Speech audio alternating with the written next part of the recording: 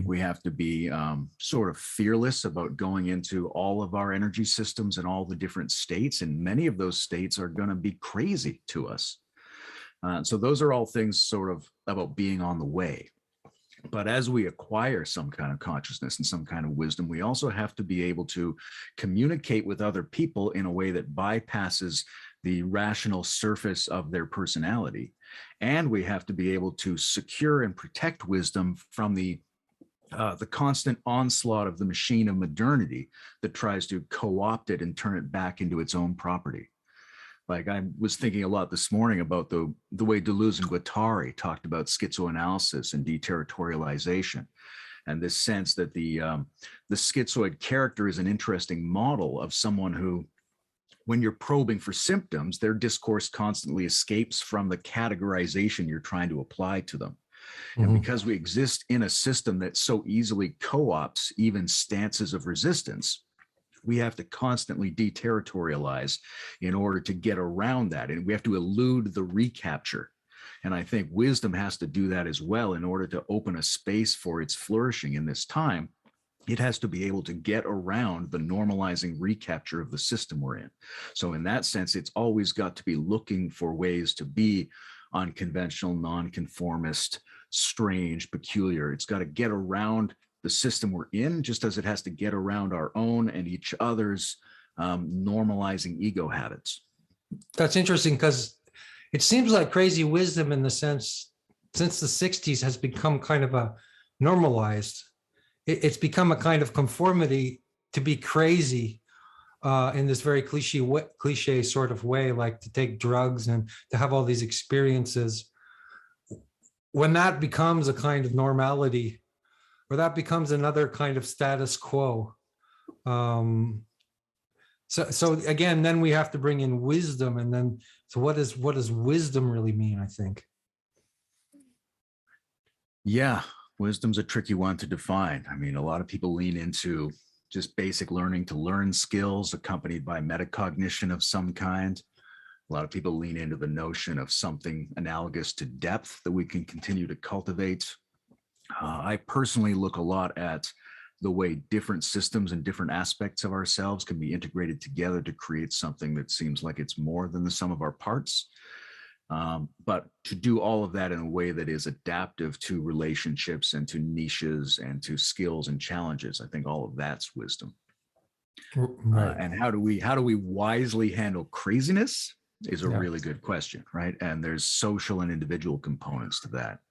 Individually, we have to constantly be looking for the craziness that's authentic and constantly challenging the framings and evaluations we make. Even if we make, like you're saying, a pro-craziness evaluation, we have to be able to challenge that. And probably everybody here has once in a while gone, well, that's it. I'm not going to be crazy anymore. I'm going to become totally straight edge now, or something like that, right? So we have to be in a constant state of modulating that. But interpersonally, there's some really important questions about how to be responsible with it, because obviously, if there's a possibility that people can be transrational and transcendentally available in ways that elude normal conformities and sense making, then there's also going to be people who look that way because they're highly developed in some aspects of themselves and really primitive in other aspects. And people who look like that because they're actually neurotic, broken human beings who are just being interpreted to be wonderful spiritual characters by the people around them. Yeah. So we have to be able to tease those apart, I think, is the first line of responsibility in terms of interpersonally handling craziness. Yeah, I was thinking of Osho while you were talking, because Osho, writes wonderful books. I mean, anybody who's read his books, or he has such a rich palette, and he's done so many things. And then, so you're never sure whether he's a bioterrorist, right, or an absolute spiritual genius. And so we have people like that in the, who are obviously having a big influence on the culture still, even after they've died. So do you have any thoughts about that? Well, yeah, I mean, there's always going to be ambiguity, and clearly crazy wisdom is not the only area where there's going to be ambiguity, right? A person could seem not crazy and still be a highly ambiguous, potentially dangerous, right? We don't really know what the risks are in any kind of relationship or spiritual setup. But there are some unique challenges around crazy wisdom. And part of it's how close do you want to get? The part of it is which part of a person are you appreciating? And can you appreciate that part without doing a blanket affirmation or denial of that person's value? Yeah. So you don't want to just assume Osho knows everything about everything. But even if he doesn't, that doesn't mean there's not still some extreme value in part of the transmission coming forth from that person. And crazy wisdom demands a lot of discernment and responsibility on the part of the student or seeker or peer that gets involved, right? It may not be safe, and it may be easily confused with other circumstances that don't really have any wisdom or transcendence in them. So we have to be cautious, and we have to be open about that caution and not think that it's just okay for assholes to override your tendencies and say it's for your own good. But at the same time, it's never going to be safe. There's always a risk involved, especially if you want to touch deeper and stranger aspects of reality. If you want to go into trans-rationality, you've got to challenge your sensibilities. You've got to be exposed to the intimacy that's a little bit madness in the deep spirit of the world. So although we have to be responsible, we can't be so responsible that we're not aware of the fact that risk and craziness is part of having real encounters of value often. Yeah, good point. And also maybe that, the people who are very interesting are none of them are perfect on a human level. I don't know if perfection exists on a human level, in some kind of a way. So, I mean, what I mean to say is that it could be crazy wisdom masters, but it could be also be like somebody like me and my friend Thomas, we were talking about Nietzsche the other day, and Nietzsche had a lot of flaws, but he also broke into incredible new territory. So I feel the culture today is very sort of like moralistic and judgmental and puritanical about how to be. Yeah, I think that's a real risk at this moment, and it's interfering with our ability to adaptively figure out the proper form for spirituality in this new wilderness we're facing. I think we need to be a little bit more ragged, a little bit more primordial. I think there needs to be a new shamanism, a new indigeneity, a new kind of anarchic innocence in our experimentalism, obviously as wise and as safe as we can. But we cannot let our expectations about safe behavior necessarily override the space in which we need to take the risks that will figure out the openings and the clearings for the spirituality of tomorrow. And purity as well seems to be an issue, right? I mean, in a way, if you look at Tantric Buddhism, there's this division of Sutra and Tantra, and Sutra is often about renunciation and ethics and becoming, and developing, all the good qualities, all the virtues and that kind of thing.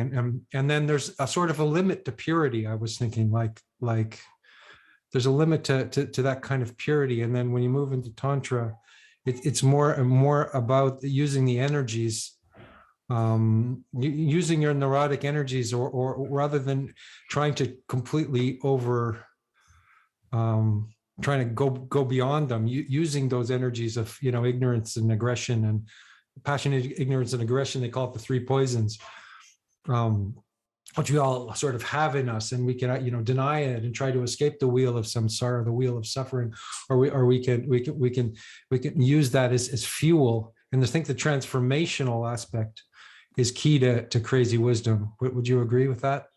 Yeah, I would. I think a lot of it is, and Trungpa was a really good example of this in terms of starting spirituality where you are, right? Whether you're a Westerner in the 60s or whether you're a kid who was taken to be trained in a monastery in Tibet, whatever it is, you start with where you are, then you embrace that, including the craziness and the neurosis and the peculiarity of who you are and where you are. And you start to work up from there. You start to regenerate Dharma from the condition that you find yourself in. And hopefully that regeneration becomes a form of Dharma that is generally appropriate to the moment and the form of other people as well, because you've given it some grounded authenticity in a historical, geographic, and cultural niche that you lived through. I think the neurosis question is really interesting. I think of this old saying about the shamans, that they were people who were sick but cured themselves, right? And so there's a sense in which a person who can explore and confront and inhabit their own neuroses to a place that they can get some responsibility and liberation around that becomes a person who can have a lot of sensitivity and understanding about the neuroses of others. But the structures of those neuroses don't vanish in that liberation. They're now available, I think, as a kind of alphabet, a kind of communication, peculiarity of expression, not just to reach the neuroses of others, but to bring the transcendental context into the world in the form of the peculiarity of the individual in a really non-dual move. Yeah, I mean, it's something like the guy who is helping people in the drug clinic is a person who's already been a drug addict himself. So you mentioned Trungpa, and he used to drink a lot, and he kind of said that drinking was the Western neurosis, and he felt that, you know, you could believe him, you could believe this or not, you could think he was just an ordinary alcoholic or a crazy wisdom master, but he believed that drinking alcohol was his way of sort of entering the sphere of the West to try to, you know, to get into, to feel the whatever the neurosis of the West happened to be, which sounds like an odd claim, but he was a remarkable alcoholic. Yeah. He had that high voice after he'd had that accident when he was younger. And there was one interview or recording I saw of him where he said to his students, "If I didn't drink and smoke, you wouldn't even be able to see me." Yeah. That's right. So there's something about, I mean, there's some playful bullshit involved in that as well, because it is just a guy and lots of us drink. Yeah. On the other hand, there is a way of grounding yourself in the nature of a moment and a history and a culture. Christopher Hitchens used to say he needed junk energy to write. He needed to smoke and eat and drink in order to feel like he was dragging along the texture of the historical moment. That's great. Yeah. Yeah. Well, I often, that kind of explains why artists kind of often go that direction, sadly, you know, sadly or not, but it would seem that there has to be, I don't know, like, there's something about, there's some, a yogic expression called tapas, where you have to burn away something. So you create a resistance, or you add a poison to something so that you can burn it away. And this creates a kind of a strength or a kind of a clarity. We can observe that in writers and people like Trungpa without promoting drinking necessarily, right? Yeah, there's lots of ways to do it. And, Gurdjieff, who I think almost anybody would include in this category. You're talking about all my favorite guys here. Yeah. I mean, Gurdjieff had a really elaborate notion of friction and the interplay of positive and negative forces to create a reconciling additional harmony.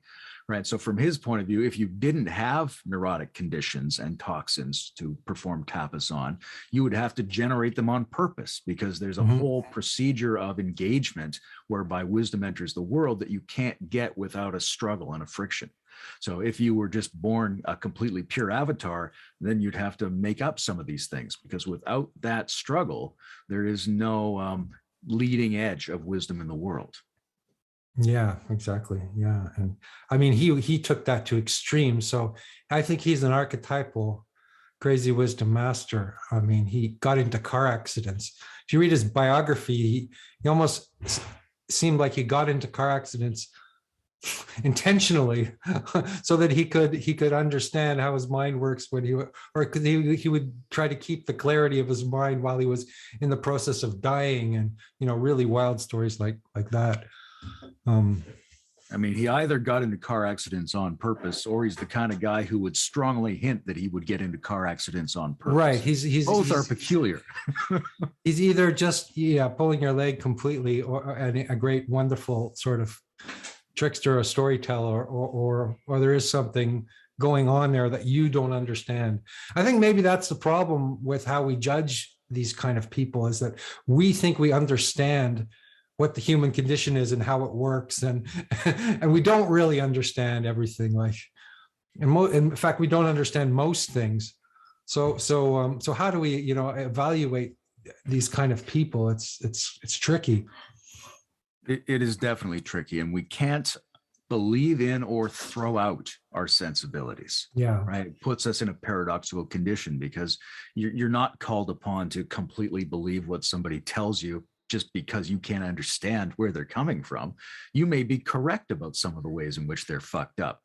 On the other hand, you might not be. So both of those things have to be on the table. And the richness that comes from weaving those together, I think, can be really a strong catalyst for individual growth and transformation. Mm-hmm. Yeah. And I know that a lot of sort of Indian gurus and people in the East encourage a kind of absolute devotion. And in the West, there's the encouragement of kind of rational cynicism about everything. And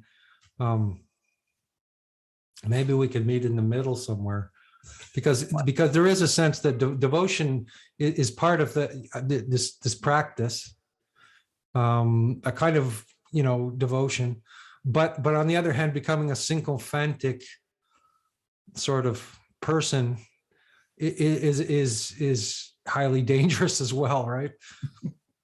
Yeah, exactly. Yeah. And a lot of these guys, when we talk about crazy wisdom, obviously there's a history to it. There are irregular saints and esoteric traditions that embrace divine madness and things like that. But often we're talking about a certain recent historical chunk of men. Yeah. Right. I sometimes talk about the age of the Tantric Patriarchs that runs from basically when Crowley writes the Book of the Law to the death of Adida. Somewhere in there were a lot of guys who brought a devotional non-dualist framework to the West. Yeah. A lot of peculiar, perhaps unsavory habits, but also asked people to be critical thinkers to some degree. And they had this odd mix of devotional service and asking for your individual strength, right? Gurdjieff drove off people who were too devotional, but also he kicked out all of his disciples, didn't he? He's like, that's right. And Osho as well was a hugely devotional figure, but also told people, don't necessarily believe what I'm telling you. Yeah. Right. So you get this odd mix in these characters, and we're on the far side of that now. Hopefully we're in a more responsible, mutual, collaborative, sovereign era going forward, informed by a lot of people who were the students of these characters. Yeah. But I think we need to continue to challenge ourselves with the strange flavor. In a way, these assholes are still holding a door open for us, and we have to be able to find that door. Yeah. Yeah, and some of them, like you mentioned, Adida, another one who, when you first encounter his books, they're kind of mind blowing, and then you see how he is seen in the culture, and then you read his later books where he has like everything in capital letters and 50 different devotional names for himself, and he's off in Fiji, with a bunch of women. So it's like, it's very interesting. I still can draw some inspiration from these people. I guess it's, there's a lesson in not wanting to believe in perfection, perhaps, or like, I wonder if Osho, when he developed this big cult, right? And he was just silent while he allowed people to enact the most cultish behavior. He didn't say anything, the whole time. And I wonder if that was a lesson in like, and then his whole religion, his whole pseudo religion kind of fell apart. I wonder if there was an intentionality about showing people that this doesn't work, or at least we can look back and say, you can't lose your sovereignty, so to speak. Intentionality is an odd thing to consider in this context, because yes, of course, yeah, people are claiming that they are not really agents in a way. Yeah. or that they're agents of some greater agency. And so you get this ambiguous feeling where, I mean, most of these are very highly sophisticated cognitive people in a certain way, and it's be very easy for them to rephrase what they've been doing to make it be a useful lesson for you.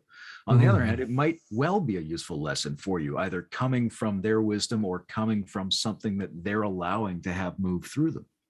Yeah. So we can definitely keep that in play. And I think what you see in them, and one of the things that's interesting about the patriarch figure, because it's so often older males who take this role on, there's something about masculine wisdom where it says to itself, I just don't have to give a fuck about any of that. Right. And that's natural to a lot of historical masculinity. It's easy to think of the chieftain going, you guys handle that shit. I'm not going to worry about it. But at the same time, that's just a structure, right? That's a structure in an individual, or a structure in a gender, or a structure in a moment in history. And the premise of evolutionary non-dualism is that any structure can potentially become a stained glass window that lets the light in. So when we're judging this, we have to be careful, because if you identify a pattern and go, that's a fucked up pattern, it's not necessarily the case that a fucked up pattern cannot transmit the light. Right. And that is sort of, there is an aspect of Tantra is that it uses the fucked up pattern, it uses the poison as a mode of transformation. So, but again, you're on the razor's edge. Yeah. All the time when you're thinking or when you're talking about this stuff. You mentioned women. I wonder if there could be crazy women, crazy wisdom masters who are women. There probably have been many, but they probably have never been, in the front, in the front of the culture. They've probably never been the. Yeah, when we think of the crazy wisdom masters, we assign it to a small number of people who represent a greater phenomenon, right? Sure. And that greater phenomenon can be a lot of women, can be a lot of people. We were talking before about Lee Lozowick and people like that who are really accomplished, effective, crazy wisdom teachers, but they don't stand out. They're not in that first tier of like famous crazy wisdom masters. Yeah. So there may be any number of people we haven't heard about who are doing really good or better work than some of these more famous ones. Yeah, probably, for sure. I mean, I think I know a couple of them, but yeah, the point is, I think that crazy wisdom somehow is often the only way to cut through the reification of patterns in our own psyches and in our own culture. That it's actually an essential thing, like an essential part of the spiritual path, like in probably every spiritual path that's ever existed that's had any authenticity. There has to have been these just Rasputin-like characters or crazy characters who were just absolutely beyond any conventional any way that we could put them in any kind of definition or explain what they're up to. There's a really sort of simple historical human story about spirituality where we're all sort of in the ordinary condition. We're in the ordinary condition of delusion and sin, and we could all get on the one highway and move forward to purification and transcendence. And what we know now in like the psychological age is that's not really the case. It's much stranger and more peculiar, and there's all these things that need to be taken into account. What were you just saying? I got lost in my highway metaphor and forgot which part of you I was responding to. I got lost in when you talking there for a second. We both got lost in each other's narratives. Which one of us is Andrew Sweeny? Yeah, there's a lot of Andrew Sweeneys in the room for some reason. This is a bizarre thing of Zoom. Is it? Oh yeah, it named people Andrew Sweeny. So I wonder if everyone could name themselves by their actual name. Anyway, go ahead. We can continue. What you were saying touched in on the Deleuze and Guattari thing that I mentioned earlier, right? Which is we underestimate the degree to which we're captured by the normative or normal patterns in which we're embedded, right? Both socially and egoically, right? And it's very easy to think that you can be on the correct side and not on the side with the ignorant, reactive fools. Yeah. But in many respects, it's the presentation of those two options, which is the thing that you're trapped in. If you're on either of the sides, you're It's very well spoken. Yeah. So we underestimate the degree to which the trap is more complex and dialectical than we think, and we underestimate the degree to which systems can, including these systems, recapture even our spiritual insights, even our transcendental states can get sucked back into part of the normal structure. So in order to do something that inhibits that process, we've got to constantly be bobbing and weaving and exploring things that will feel odd even to ourselves. Yeah. Yeah. And that ordinary structure is the structure of dualism in general, right? The structure of separation, of dualism, of yeah. There's something also about the it's a bit of an Ian McGilchrist problem here too, which is a lot of our spirituality comes to us through the focused, sensible left brain argument. Whereas we seem to have a deficit in these so-called right brain skills, which move in a more nonlinear, atmospheric, ecological process full of imitation and play and protean shape-shifting and things like that. Absolutely. So if we're going to have a healthy, balanced form of Dharma going forward, it's going to have a really robust presence for both of those. And we can't just get on the sensible highway of spirituality and read texts that make sense, and then the individual egoic agent acts out the sensible text by following the law. There's always room for that, but we're also in a shifting, fluid jungle mode where we have to be able to invoke nonlinear background experiences, odd affect, things like that. We need to have all those right brain skills with us. Yeah. That's one of the reasons the crazy wisdom masters show so much play and imitation and shape shifting and phenomena like that, peculiarity, surrealism. They're moving in and out of states in a much more fluid fashion that I think we absolutely need at the current moment of history. And partly for the McLuhan reason, right? The McLuhan argument is that digital electronic media is going to undo a lot of the linear focused detachment that came with the mind's adaptation to print literacy. And instead, we're going to be in an atmospheric echo chamber of resonances and peculiar half meanings, right? A world where it makes complete sense to elect Donald Trump because we're looking for people who think in terms of irrational word clouds. We're looking for some kind of hero to inhabit a nonlinear space. And if we can't get a good one, we'll take even a bad one. Yeah, that's very, very interesting. That we're moving from, let's say, the McLuhan's, the literacy world, he called it the electric age. And I guess in the electric age, it's like Timothy Leary said about LSD, that that he said about the internet, he said, this is LSD, so we're living in this strange kind of, psychedelic world. But yeah. And I think that in terms of the terrain that we're on, I wonder, it's like there are certain times for sobriety and discipline and study and taking the straight and narrow. And that's maybe very important right now because there's so much craziness. That would be sutra. But on the other hand, the energies are so powerful and dangerous and wild that the only thing that's really going to save us is crazy wisdom.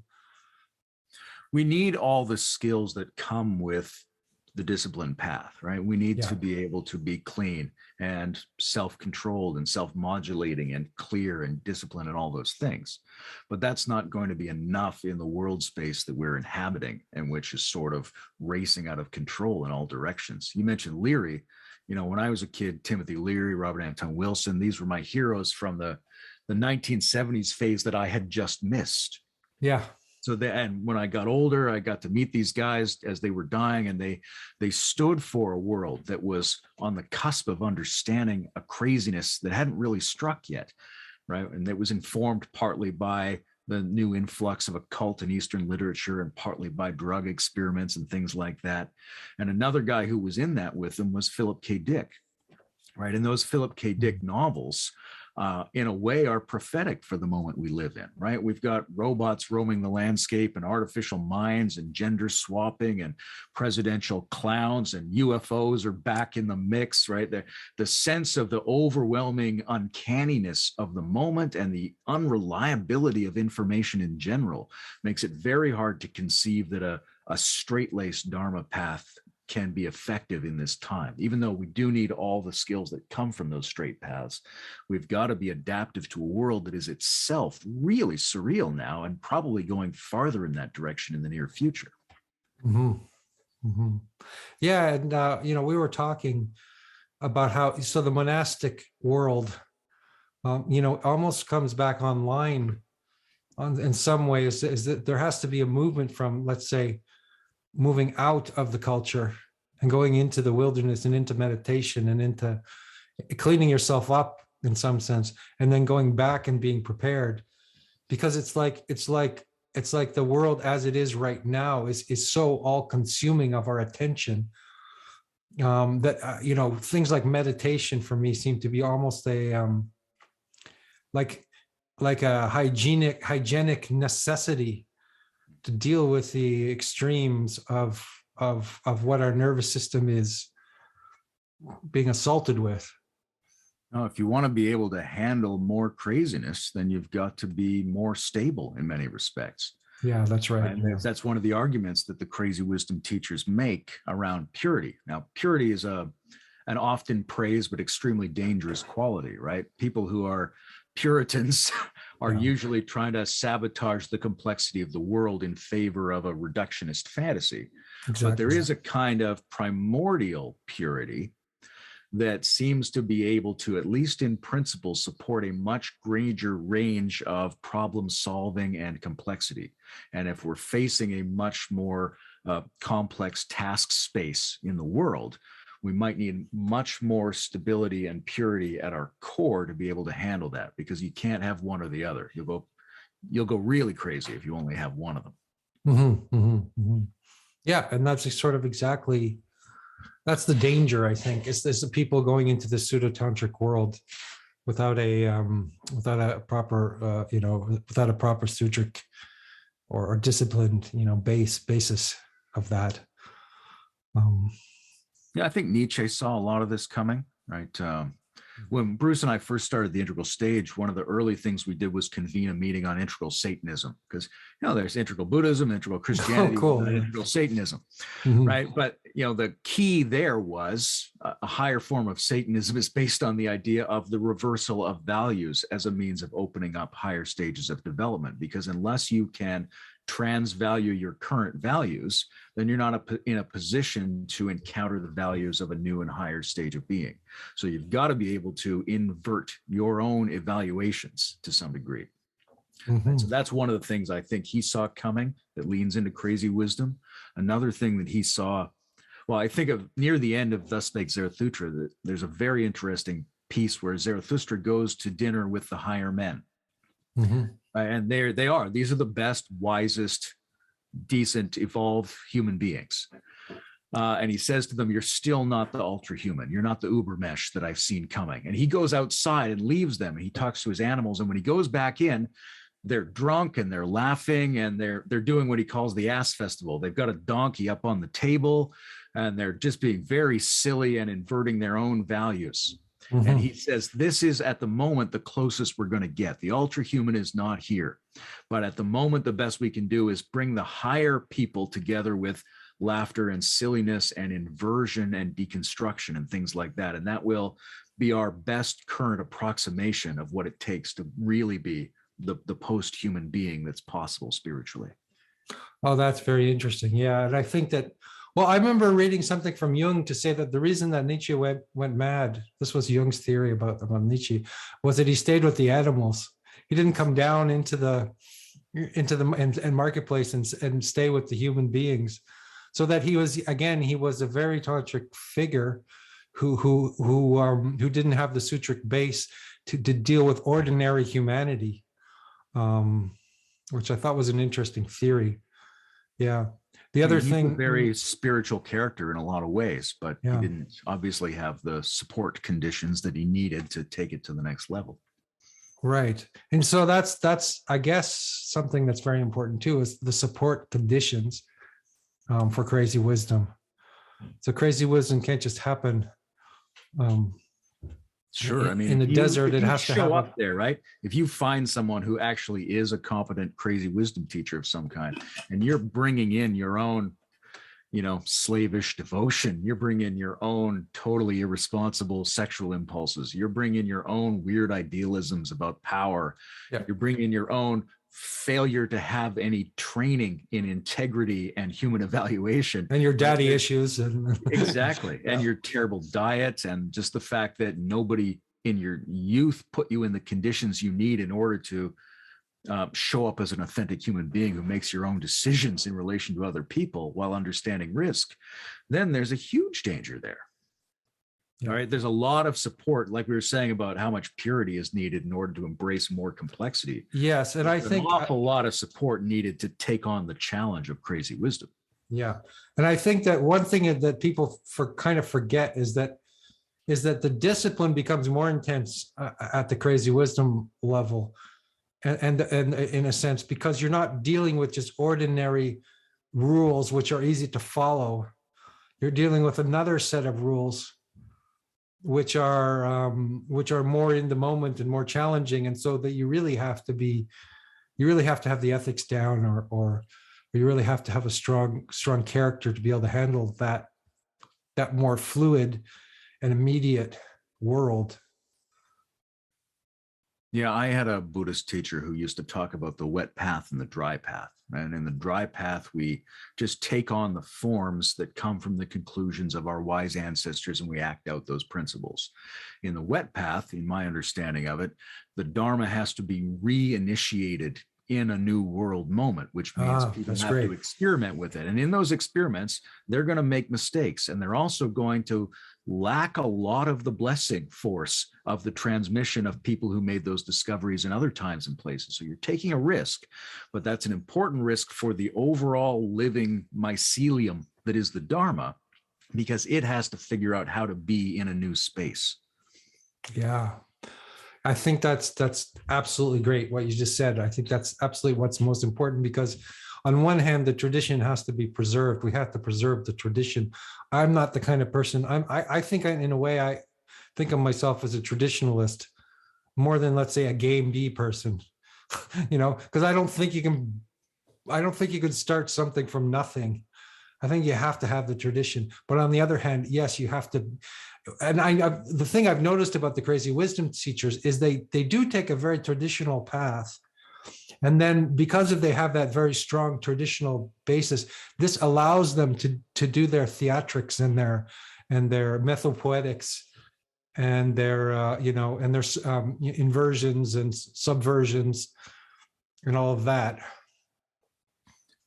Yeah, there's a lot of basic cleanliness and support and discipline and ancestral support, let's say, whether that comes from a lineage, whether it comes from our actual, the influence of the ancestors or the influence of evolution or some more pagan kind of conception. In some way or another, we have to be able to benefit from this long line of processes and energies and information that's trying to give us an advantage. Because if we're not receiving that, then we're going to be at a real disadvantage in trying to deal with the present moment. Whether we're trying to go on a dry path or a wet path, we're going to be seriously crippled if we're not standing downstream of some kind of nourishing water, one way or the other. And so then part of getting that support condition, I mean, this is the shamanic element of it, one of them, right? I think a lot of crazy wisdom is a recollection, a return to the archaic. And one of the key points of the shamanic is that you have to heal your connection with the ancestors to some degree. You have to look for the spots in the incoming flow that are obstructed. Maybe you have to heal, the shit that your great grandfather went through or something like that. Anything that's inhibiting the ability of the past in a Dharma lineage or just a human lineage or a biological lineage has to be unblocked so that we can be as empowered as we can in order to be competent adapters to the weirdness of the moment. Yeah. And those are built right into the into the traditional practices. I mean, you have your father on the right and your mother on the left, and then you have all your ancestors behind you. And when you're bowing down to the future, let's say, you're bringing them with you. And while you're doing that, you're healing what's behind you, and you're also healing what's in front of you. It's not just a forward movement. It's like it goes both ways.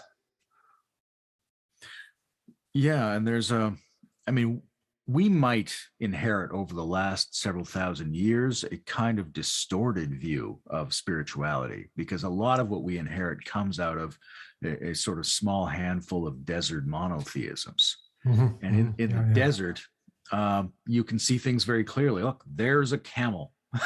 There's nothing else around, and there's that camel, right? You have this certain sense of a cleanliness and a simplicity in the approach. But if you are in the jungle, right, if everything is complex in every direction, if you're totally immersed, if all of the creatures are strange and alien and surrealistic and unexpected and disguising themselves, and they've got fake body parts on their body parts, they're camouflaged, they're adaptive, they're springing out of here, you're not sure what you can eat and what you can't. If that's the normal condition, then what we call crazy wisdom is the normal kind of wisdom. Mm-hmm, it's appropriate to an embedded wilderness, to the jungle that we're in right now, right? Exactly. And we inherit a lot of discourse that comes from possibly some oversimplified environments that it may be that if you went back in time and talked to shamans in the forest around the world, they wouldn't know what you meant by crazy wisdom, because the characteristics we're describing are the normal characteristics of spiritual adaptation under those conditions. Right. And crazy wisdom just becomes another fashion or something. It could become, it could be reified into a kind of fashion or way of behavior, like just behaving in a certain wild kind of manner. Whereas, I wonder if crazy wisdom could be completely disguised in the most ordinary outward type of person. Yeah, complete disguise, maybe in certain moments, but you got to figure complicated characters are going to let something leak eventually. Yeah. But I think you can definitely well, I remember the overt form of crazy wisdom from the deep form of crazy wisdom. Right? Yes. Not everybody's going to be walking around howling. A lot of people look very normal at first. It takes a while to realize that your normal looking neighbor is actually a serial killer, right? He dresses the same as everyone else in the town, but he's crazy. Yeah. I mean, I was just thinking when I met this Indian elder in Canada and I went to his house, and he looked like the most suburban person ever. He was watching TV there's kids running around, and you never noticed that there was something peculiar about him. But then he had this kind of glint in his eye, and there was something there, obviously that was attractive, and I didn't understand behind the ordinary facade. That glint is interesting, right? There's a sense in which the world or the divine can instill transmission and dharma by winking at you through any particular form, right? And that it's almost like that form floats around you. Yes, you can meet somebody who has a lot of it, or provides a lot of access for it, but it might be a random person on the street, or it might be a bird that stops and looks at you oddly for a moment, and you see this little peculiar flash. You see the Vajra brilliance for a second. Yeah. Right. Yeah. But exactly. so that's a general phenomenon of our human experience of the cosmos. Well, the cosmos is crazy. Then there's some people who gain expertise in being that more regularly and more fully. But I think there's always an incongruity, right? Ouspensky said of Gurdjieff when he first met him that he seemed like a man who was poorly disguised, right? So that there's a normal thing there on top of every kind of craziness, right? You can say, well, this guy didn't strike me as being really crazy and weird and spiritual. I had to learn that about him. But even a guy who looks crazy still looks basically like a normal human being in many respects. So there's always going to be, I think, the incongruity of this double layer of the form and the flashing wink. Yeah. And the incongruity, there's something about that is designed to cut through your reified version of reality and the world. I've experienced that in meeting certain teachers, and this teacher who would look like maybe a Hell's Angel or Donald Trump supporter, or with crazy hair, drinking beer with, suddenly, behaves weird and does all this, and then suddenly something happens and you're in another world, and it's a big surprise. And then people come expecting some sort of icon of purity, that would be spiritual. And sometimes it does come as an icon of purity. Like sometimes there's a very pure people, and sometimes it comes as a guy who looks like a redneck American, so.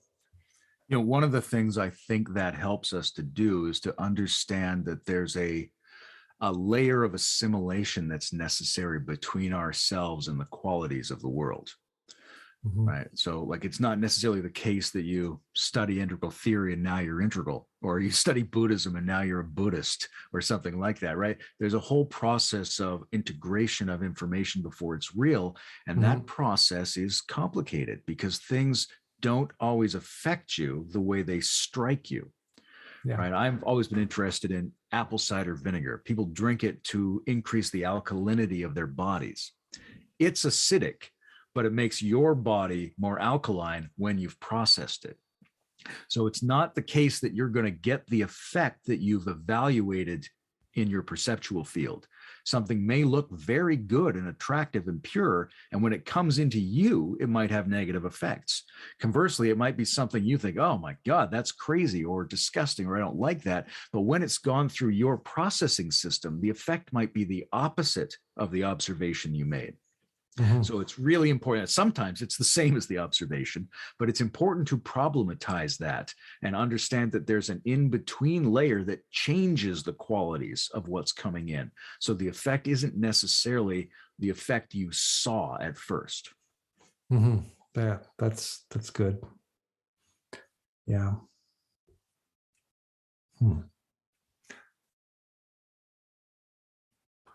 So you've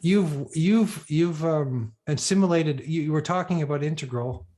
You weren't talking about integral. You were talking about how you were talking about let's say the study of Dharma and how it that you could study it, and then you were also talking about like the ontological shifts, the shifts in being that are necessary, and the stages.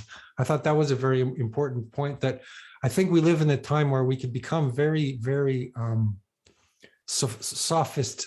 We can become very sophist about our spirituality, and I see that a lot. Whereas some sort of peasant guy might have very deep spirituality and have absolutely none of the sophistry that we have, and then we have a hard time to distinguish between, let's say, our intellectual understanding and changes in our ontological state, our being, or on the spiritual path. Humans are always vulnerable to mistaking superficialities for truths, right? And to some degree, that was amplified by writing, because what a huge onslaught of symbols that we weren't ready for. But now it's 1,000 times worse with the digital media, because we're exposed to so many words and images that are what we evolved to do is not to handle this amount of incoming information. And so it's so easy to get deluded by that and to treat those things, to over reify them. Right. We do that with everything now. Jordan, well, that's mimetic. That's the mimetic thing too, isn't it? Yeah. Just this mimetic process of imitation that is intensified when the boundaries and borders, like this is Gerard, right? The tribal boundaries and borders are collapsed. So we're all in this close proximity, like we're all in Marshall McLuhan's global village. And then there's this state of intense sort of, rivalry and mimetic copying all the time.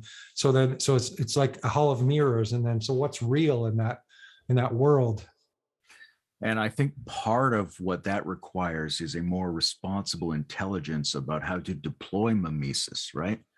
Vervaeke, McGilchrist, all these people talk about the role that serious play and imitation have, but we have to be able to deploy that in ways that enrich us rather than in ways that just put us on a team or treat incoming words and symbols, which are mostly incentivized bullshit trying to distort and hack our system, treating them as if they're real things because we just automatically reify through imitation anything that's coming in.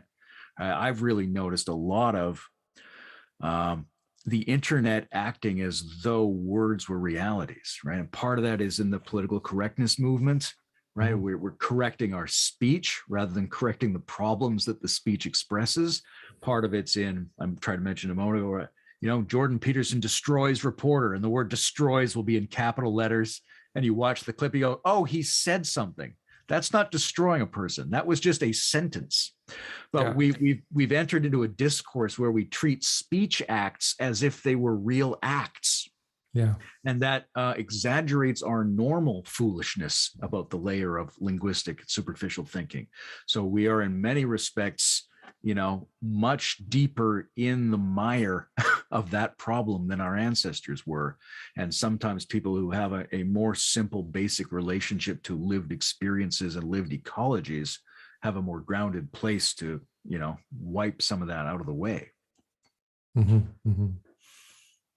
So then in this crazy world, how, yeah, I don't know. That's a silly question. I was about to ask a silly question. It's like, how do you employ crazy wisdom? But it's kind of like, doesn't really work, does it, to ask that question? Because crazy wisdom is something that kind of emerges, I think, as a necessity to a situation.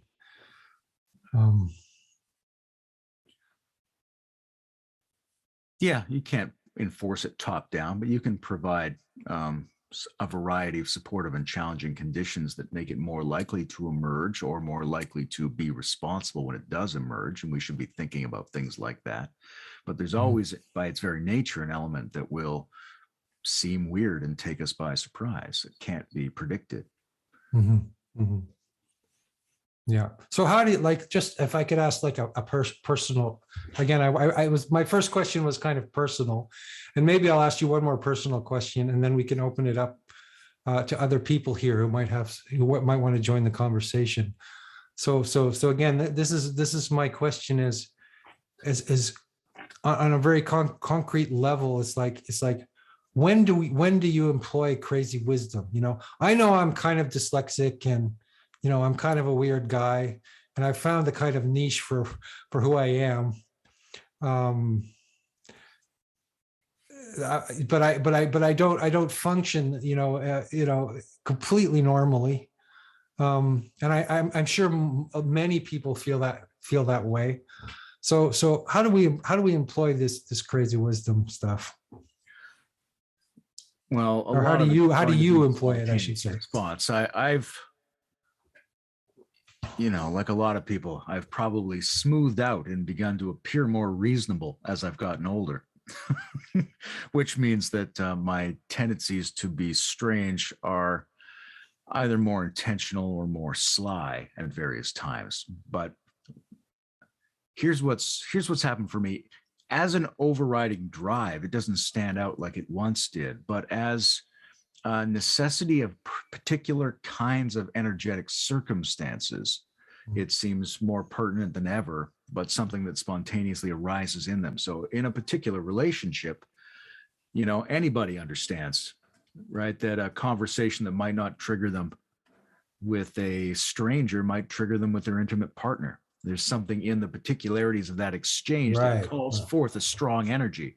Right. And if you've been putting your strong energies at play with various other parts of yourself, then your response might have a lot of other elements to it. And likewise, you can go beyond the idea of a one-on-one relationship and think about like a Dharma bubble of various kinds, right? You create a space, and that space might involve driving some people away and calling some people in. It might involve ritual, it might involve, weird architectures and things like that. But as a space of Dharma emerges, which is kind of like an ecological machine that can be used by people for a time before it dissipates, these things have a logic of their own, right? You might be called upon to protect or amplify that space in a way which won't make sense or would take a very long time to explain. So you start to act on a complex set of prompts within a particular space to create a particular resonance. And because it's a complex set of prompts from the perspective of other people, you might be being very transformative, very protean, very peculiar, very nonsensical, or something like that. They might not follow the logic, but that doesn't mean there isn't a logic, and that logic can be brought forward by these particular energetic chambers. And I think, again, Lee Lozow was really good at keeping his eye on that, right? When we listen to the stories of how he created public talks, he's very responsive to what other people are bringing in, right? He's thinking of, we are creating this Dharma space right now. And maybe that involves me telling a bunch of graphic jokes until I drive someone out, because maybe there is a person who's dead weight in this space and it doesn't really start until somebody gets offended and leaves, or whatever it might be. There's all kinds of ways to be responsive to it. But if we have the capacity and if we have an understanding that that space is going to require a very peculiar set of cleansing and amplifying procedures, then we can make ourselves available to that. But we don't have to then worry about trying to manifest crazy wisdom in all circumstances, right? I think we should develop the capacities that are aligned with crazy wisdom, but think about them as being responsive to particular contexts. And that's almost like a collective art theater that you enter at times, where where all these emotions and dispositions are brought to the surface or amplified in that space. And then you go back into your world and you have to function normally and do your normal things. But if you find a space like that, it can be very intense and beautiful and transformative. Yeah, and again, that ties together so many of these things, because the improvisational character of the prehistoric shaman in ritual generation and improv performance today, and a bunch of people hanging out with Trungpa in the 70s, and Nietzsche's vision of the early Dionysian festivals. They all have this spontaneous, collaborative, co-creative element that can't be predicted in advance, and you have to learn to cooperate with it. And that cooperation might look crazy sometimes. Great. So let's open it up to the audience. I think you've really beautifully expressed the crazy wisdom theater, and in an intelligent way. So I appreciate that. That's great. Maybe it's hard for me to listen to Layman and follow the chat, so I haven't been able to follow the chat. So if somebody wants to ask a question or just jump in or make some comment, just go for it. Unmute yourself, and I'll spotlight you, and you can join the conversation. Is there anybody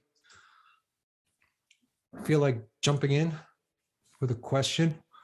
Yeah. If no one else is willing, I can jump in.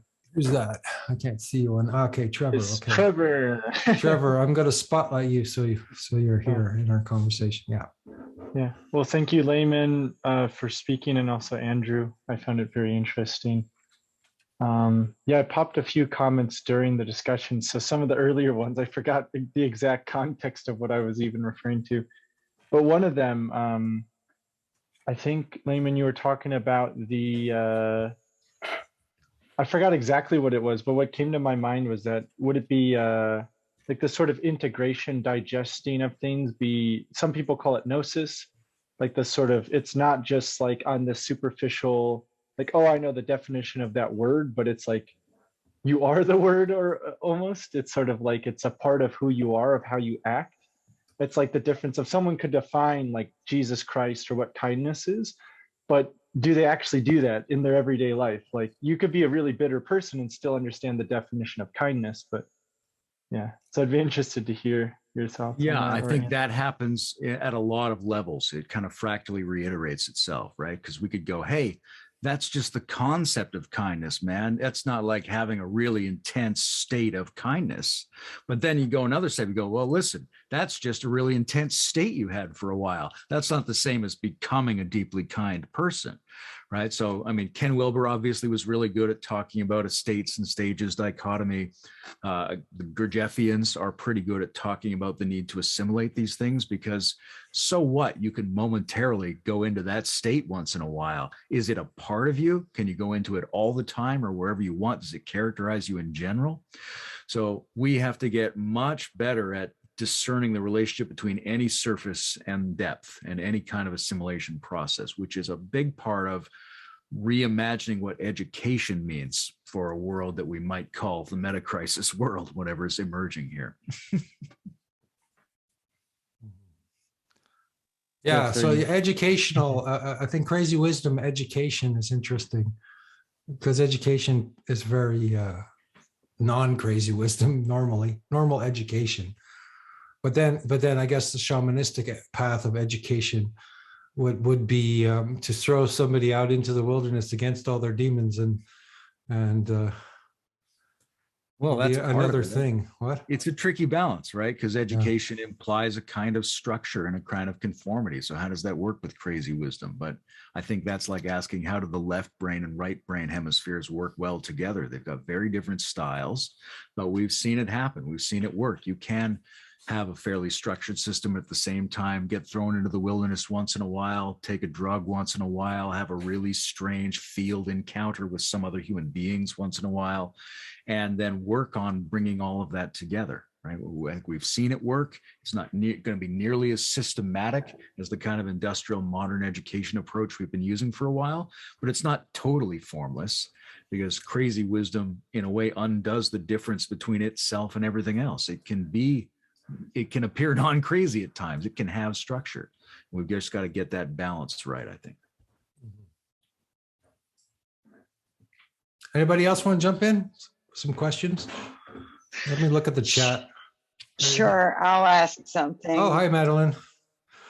Hi. Nice to see you again. By the way, Andrew, I really love, I didn't get a chance to say that the other day, but all the time I've been in conversations that you host, I really love the spontaneity with which you engage, and there seems to be sort of this acrobat on the high wire, who's, not afraid to just always fail. Almost about to go over the edge as well.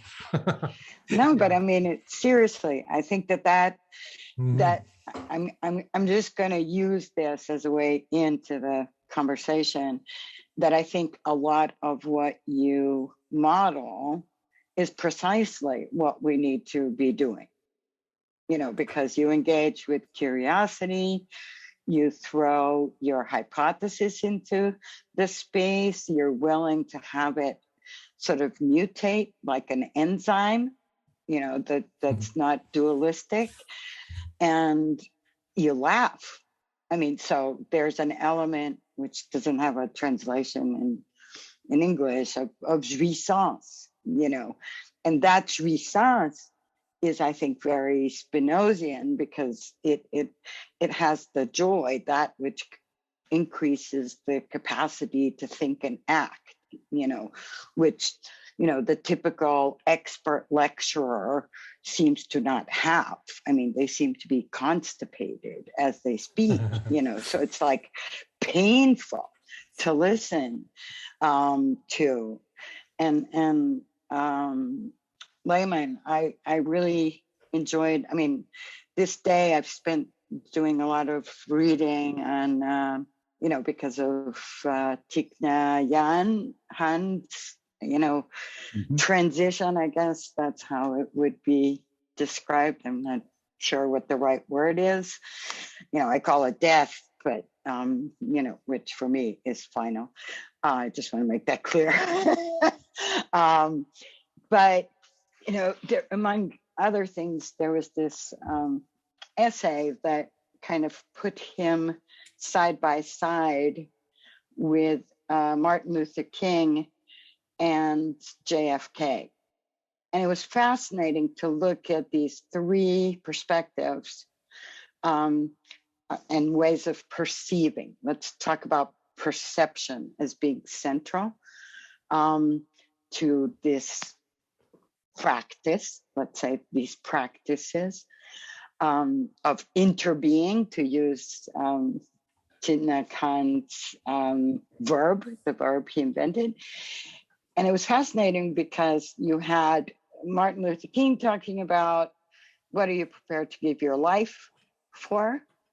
You know, and if you're not prepared to give your life, you know, for it, then basically you don't care enough about the difference between right and wrong, justice is an injustice, etc. Then you had JFK at the speech where he announced Martin Luther King's death. You know, it to a crowd of African Americans, so that was considered very brave, you know, and everybody was worried. And he quotes Aeschylus, okay, as sort of a way to speak to people not going into crazy mob revenge. And the quote for me was like, oh my God, you know, and the quote is, he who learns must suffer. And even in your sleep, pain that cannot forget falls drop by drop upon the heart. And in our own despair, against our will, comes wisdom to us by the awful grace of God, you know.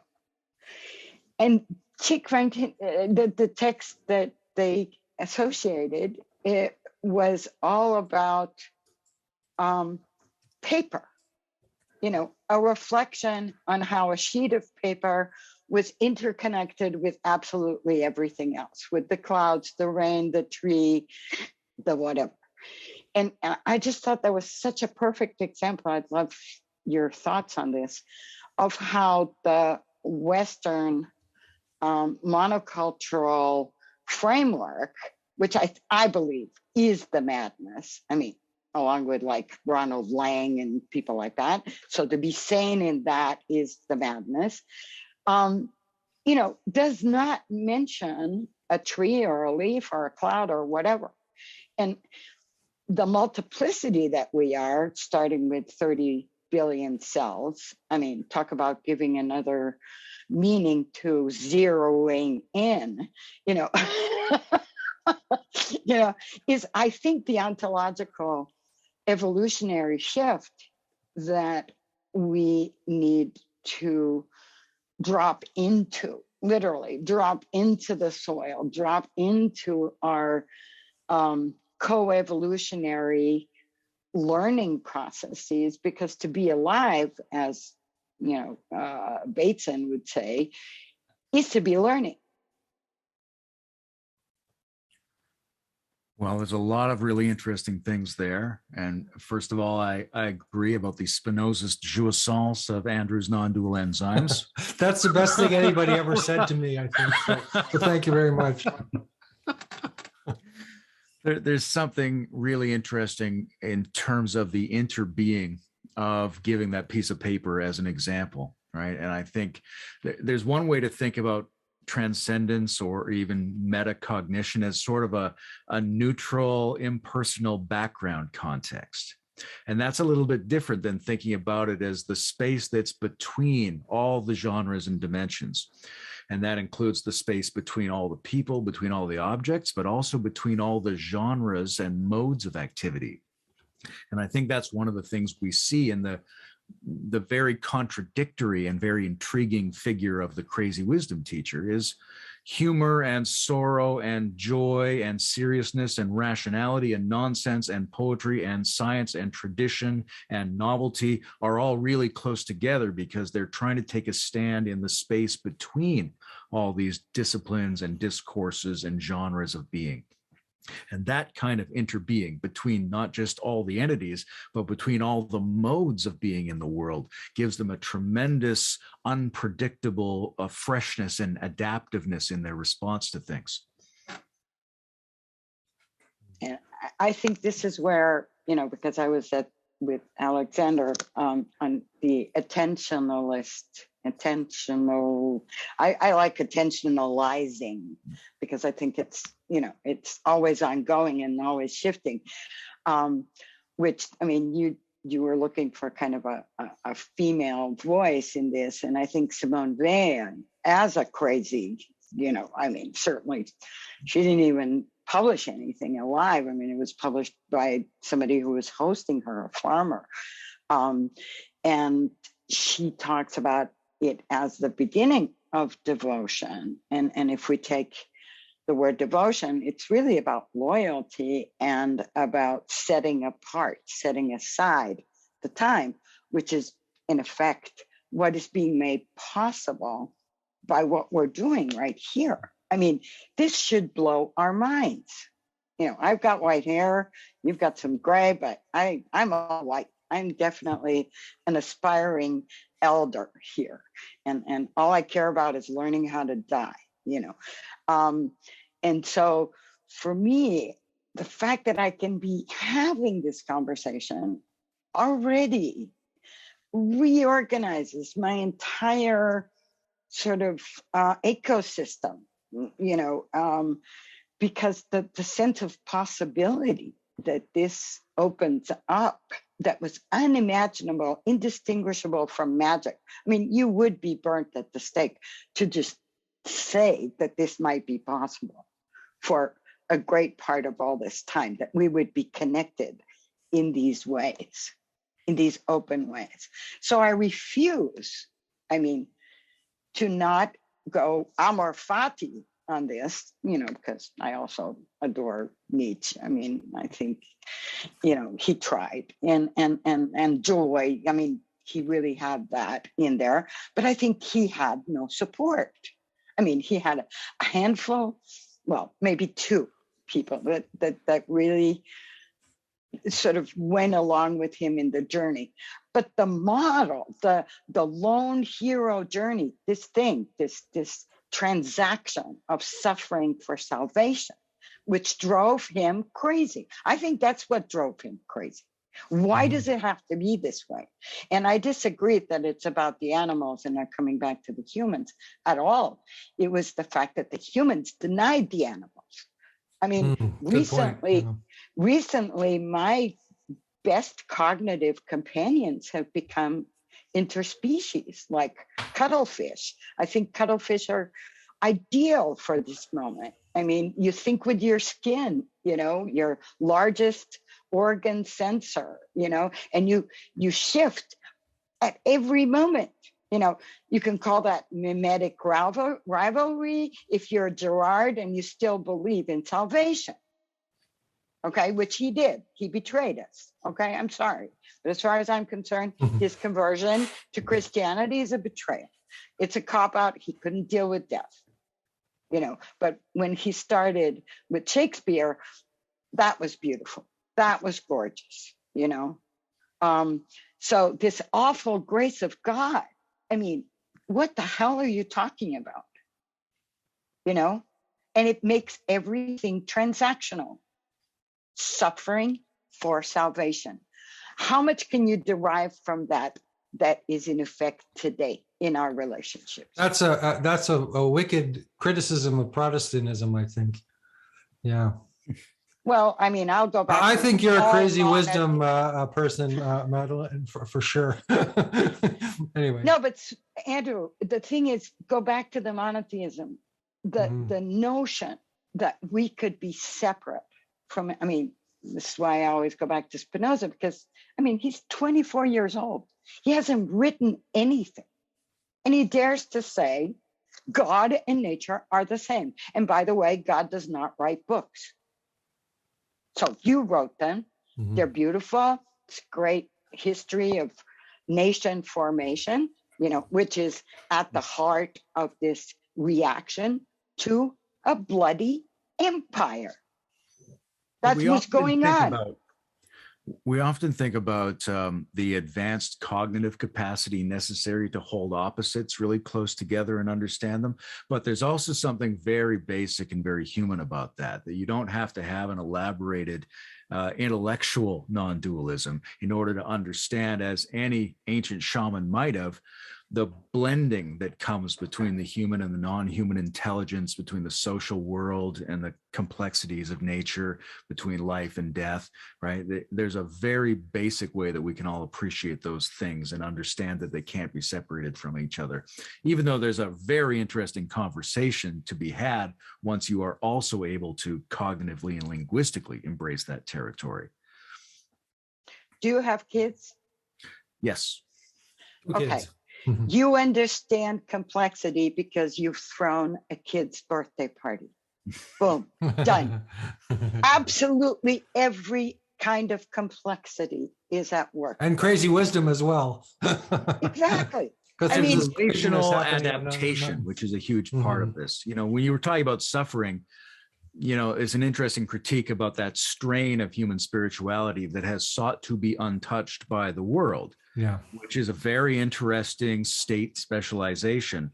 But if you go really deeply into that, it's also blurred with its opposite, right? To be untouched by the world is to have the position from which you can then have the courage to enter any intensity of being touched by the world, right? And if you're able to bring those together, that really completely liberating feeling and that completely embedded inability to be separated from anything, even any kind of suffering, when those come together, then you're trying to not find liberation as an escape, but trying to live liberation within relational engagements. And relational engagements are contextual and adaptive, right? Each of the kids is a different being, and your conversing with them is completely different. And so you are adapting and changing in those relationships, and you are also at stake in those relationships. And that's something the crazy wisdom teacher represents, which is they're different with each person. Yeah, they're different in each context, and they take a risk in those contexts. That's why the cuttlefish is so inspiring to me. You know, have you ever seen them? I mean, when they're dead, they're just a white blob. But what they can do, there's this one little snippet in The Blue Planet with David Attenborough, which has become kind of a narrator voice for me a lot. You know, it's like, oh, this is curious, isn't it? You know,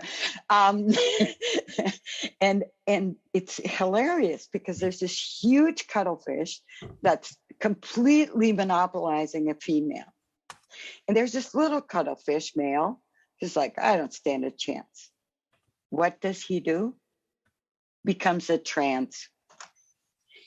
His skin turns into a female. He gets underneath. He does his business. He goes away. I mean, it's like composting identity, I think, is the biggest challenge of our, and when I say composting, I mean composting, meaning there's got to be grief hospicing. And that's what we don't do, you know. There's so many great phrases that emerge out of you. yeah. the Spinozist jouissance of Andrew's non-dual enzymes and the hilarious spirituality of cuttlefish and composting identity.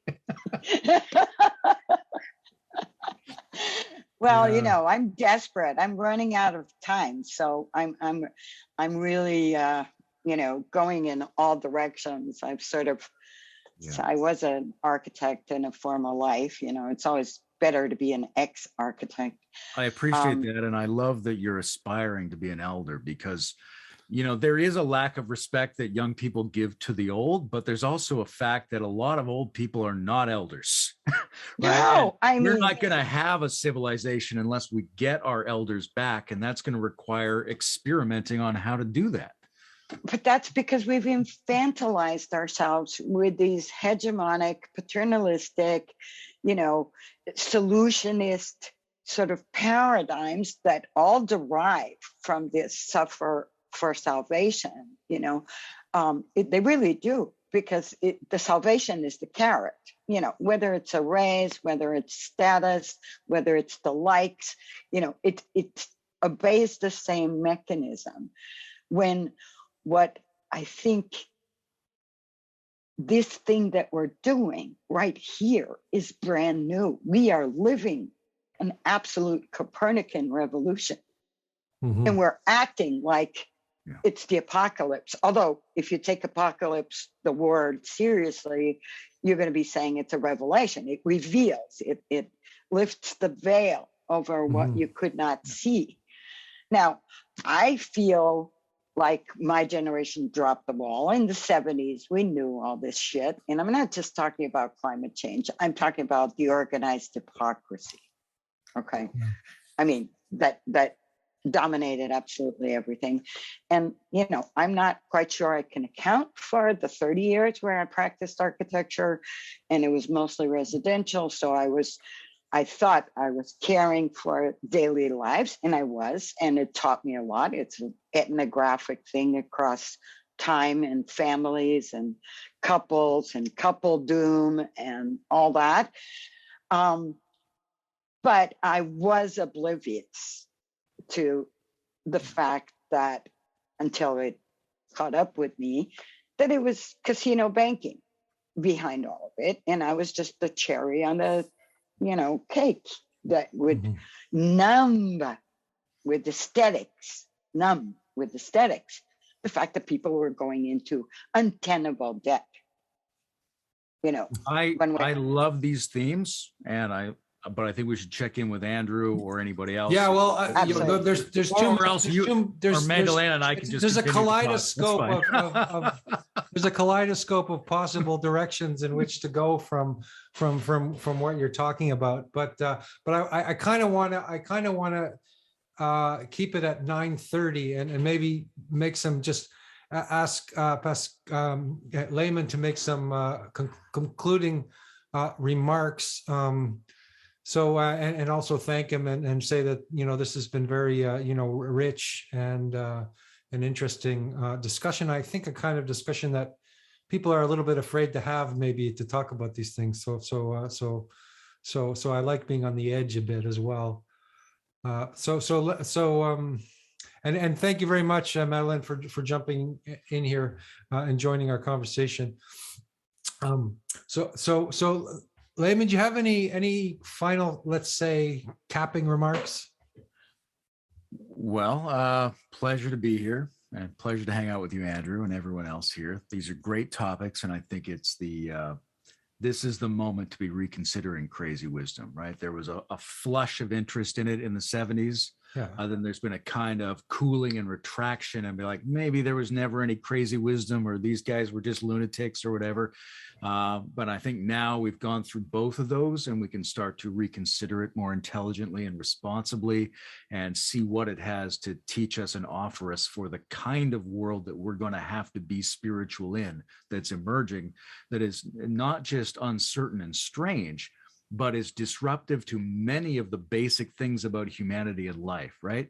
We got machine minds now. We've got sex without babies, and you can make babies without sex, and you can change your gender, and we're going to other planets. These are really novel conditions that we're in, and we don't know what kind of spiritual adaptation is going to work here. We've got to find some way to try it out. And these complex, contradictory, really fluid examples of spiritual figures can give us a lot of insight into that. One other thing that I've been thinking about today that I didn't mention is about Aleister Crowley, who, you know, had a lot of problems. You wouldn't necessarily want to be that guy's student, but he's also a brilliant, interesting, historical, spiritual figure. And my favorite book by him is the Book of Lies, and my favorite section of that book is called The Luby. And in that section, he says there's a form of intelligence that comes from combining half-truths with half-absurdities, and that this form of consciousness becomes luminous with use, he says, right? And there's something surreal, there's something beautiful, there's something right and left and male and female about that, but somewhere between sense and nonsense is a capacity we all have to do something trans-rational, to use a Ken Wilber word, right? To go beyond the limitations that are built into what makes sense for us without completely abandoning our capacity to make sense, to make a hybridization and a new luminosity that's going to seem strange. It's going to seem peculiar. It's going to involve a lot of transformations for us, but we need it in order to inhabit the world of tomorrow authentically. Yeah. Okay. Well said. Beautiful. Thank you. All that is great. I've enjoyed this conversation immensely, and I want to thank everybody for coming. And anybody's welcome to come by on Sunday night. I'm going to be reading more of Chogyam Trungpa's books. It'll be less of a lecture and more of a reading and more of a sort of forum and discussion. So come by, and if you want to talk about these things with me on Sunday night, I'm dedicating my Sunday nights to that. So you're all welcome to that. And thanks so much again for hanging out. And we'll see you next time. Yeah, anytime, Andrew. Good night. Great pleasure.